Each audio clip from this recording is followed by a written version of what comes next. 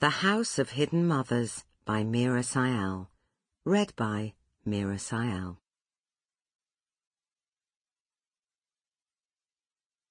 Each of us holds in her lap a phantom, a ghost baby.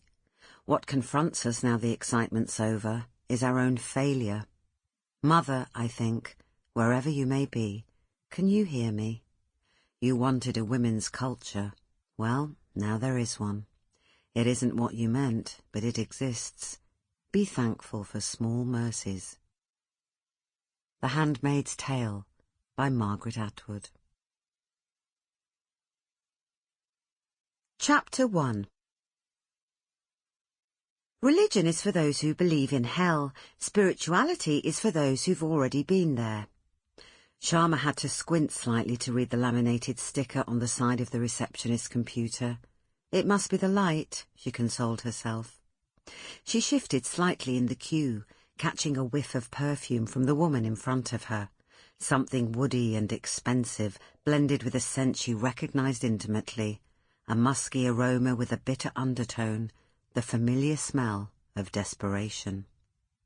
The woman exchanged a few hushed words with the receptionist and then took a seat on the faded chintzy sofa, giving Shyama a better look at the owner of the computer.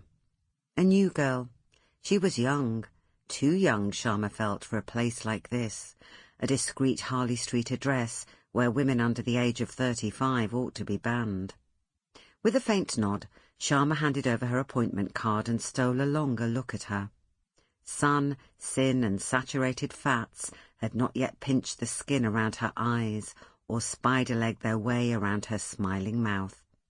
She was a natural redhead, with that translucent paleness and a smattering of tiny freckles dusting on a freshly baked cupcake. How could this snip of a girl have ever had a glimpse of hell, as her sticker proclaimed? Then Shyama spotted her earrings, silver discs with the Hindu symbol Om engraved on the surface. "Do take a seat, Mrs. Shaw," the young girl said. "Mr. Lalani won't be long."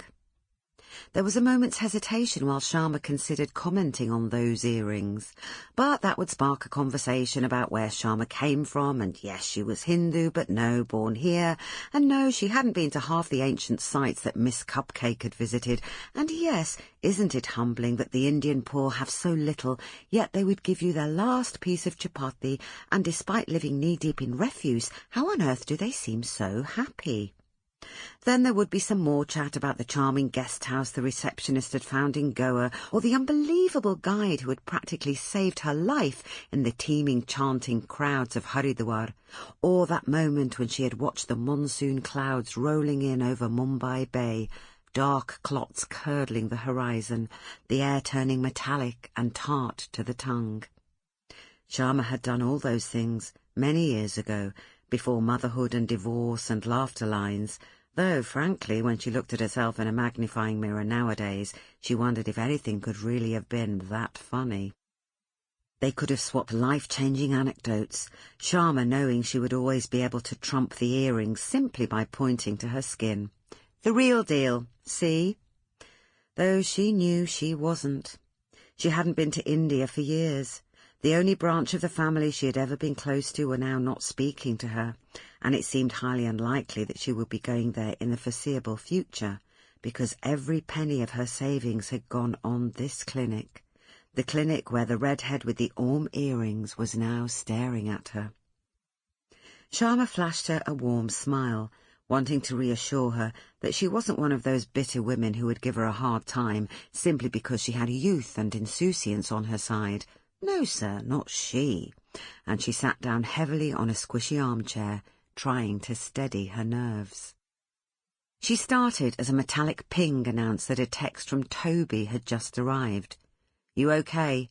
Phone on vibrate next to my heart." She knew the dots denoted irony. They did a lot of that. Self-conscious romantic declarations, inviting each other to join in and trample on the sentiment before it embarrassed them both. It was cute. It was becoming a habit. Maybe she should worry about that. There might come a point where one of them would need to say something heartfelt and sincere without being laughed at. She texted back. Glad phone vibrating next to heart and not in trouser pocket as usual. Sample complete. Ready to continue?